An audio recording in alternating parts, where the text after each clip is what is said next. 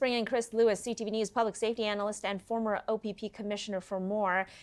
Chris, this is now day 2 of this manhunt. The suspect is an Army reservist, as we mentioned, and is believed to know the rural area surrounding Lewiston quite well. What challenges do authorities face now as this manhunt extends into another day? Well, every day it goes longer, Lois. It expands the potential area that he might be.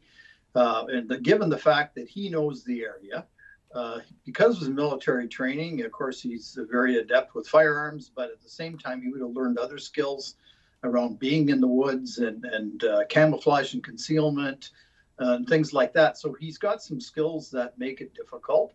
He'll probably know the area better than the vast number of people involved in the search, because many of them would be state police and municipal officers from other departments that may not know that area at all. So he's got some real distinct advantages there. But at the same time, there's been reports that potentially he'd left a note, actually had left a note that indicated maybe he didn't think he'd be around for long. So was that a suicide hint?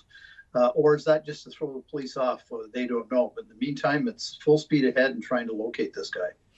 Talk to us a little bit more about the search strategy for authorities as well, Chris, because the car that belonged to the suspect was found at a boat ramp in Lisbon. That's just east of Lewiston, Maine. Dive teams were deployed to search the nearby river there.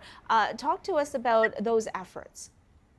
Well, there's a lot of things on the go there, a lot of balls in the air. So of course, they'd have aviation assets there from the state and other agencies to search in the air. They would start at the point where the vehicle was left and work out from there. They'd be looking for specific signs that someone had been hiding in an area, grass that's pushed down behind a tree, things like that. Any hints at all that somebody's been there. And then when they see stuff like that, they tend to focus more on that and then work out from there once that area is discounted. They'd be using canines. Of course, they're searching the river with divers. They'd also be hearing tips of some sort. Someone, hiker, said, I thought I saw a guy near this area or near that point of land. And of course, then they move the resources to that area as well to check it out further. So it's a pretty complex process. Chris, we know that Lewiston is just about 2.5 hours from the Canadian border. We know CBSA officials are also on alert. Officers are being told to be on the lookout. When it comes to public safety, because there's still that shelter in place in effect in Lewiston and the surrounding areas, what is the risk right now to public safety?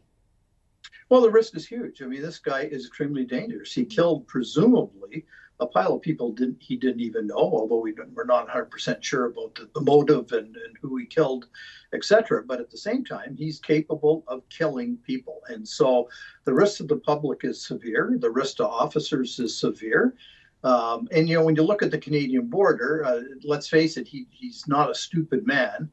He obviously has issues, but, he would know that that would be a choke point that they'd be looking for him at. So would he go that way? It's hard to say, but at the same time, this guy shot a whole pile of people, and so he's not thinking rationally. So, there's a lot of factors there. And ultimately, they'd also be looking for reports of stolen cars, looking into maybe cottages or hunting camps or whatever that aren't being used right now. And so as they're going along in this area, they have to search every building and shack and shed and on to make sure he's not hiding in an abandoned car or something. It's a huge task. And just finally, Chris, what's the main question that you have? What will you be looking for in the coming days if he isn't found? Well, I'm still confident he will be found. If he's in the water, that changes things, but eventually his body would be found, of course. He's either killed himself or he's still on the run, and when he's caught, he's got a choice to put his hands up or not.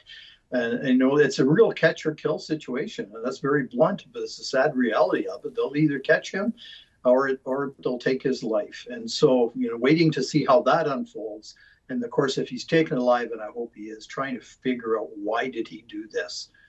How did he get the guns? Whose guns were they? And what was his motive for killing a whole pile of innocent people?